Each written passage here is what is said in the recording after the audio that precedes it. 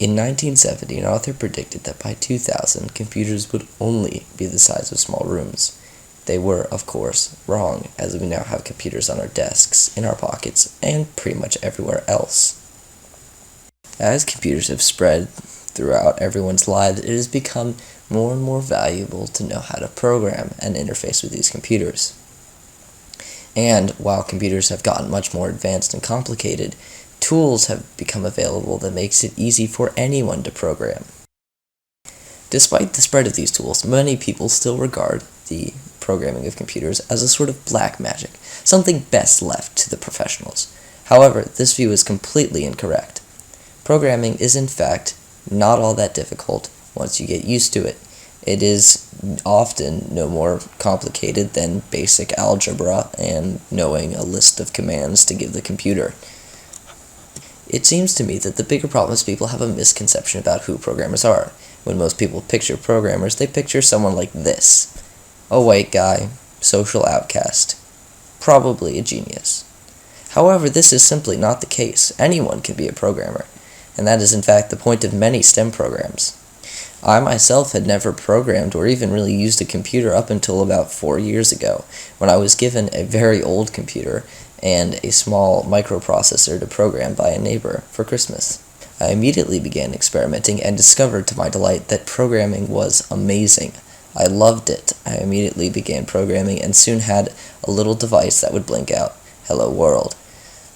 Of course, not everyone will find programming easy right off the bat. However, I think there are quite a few people that, if they were to try it, would find that it is slightly less difficult than they might have thought previously.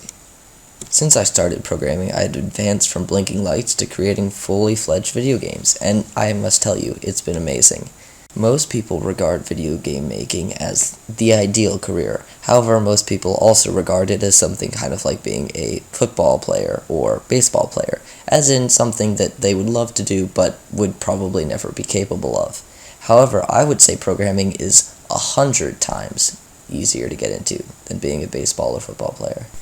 And like I mentioned before, there are some programs that can make getting into game programming very easy. Game Maker is a great example. I would urge you to, later sometime, go Google Game Maker, and they will find many tutorials on YouTube, and you can download Game Maker 8.1 for free offline.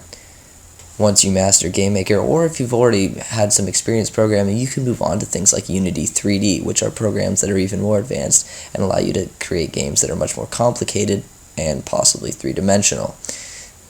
And one of the awesome things about Unity is it is both free and you can publish your games to a variety of platforms, including Android, iOS, Internet, and just regular programs on your computer. And it doesn't end there. Pittsburgh is an amazing city to live in for budding programmers.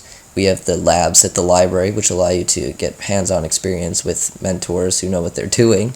And there are also many great colleges, including the very famous CMU, as well as even high schools that are specifically centered around science, like SciTech. I think programming is a lot like reading, honestly. I think everyone should try it at some point, because maybe they won't love it, but maybe they will.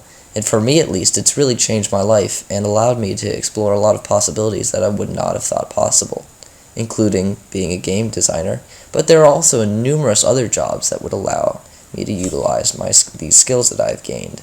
Indeed, in today's world, like I previously mentioned, these skills are immensely valuable, with the median pay for a computer programmer at around $74,000 a year, which is a quite generous salary. And the number of jobs in 2012 was at 343,000 jobs, and the number is projected to continue to increase as more and more computers are made and need programmers.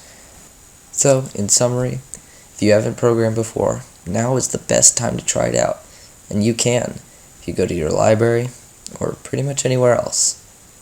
Thanks for watching. Sam out.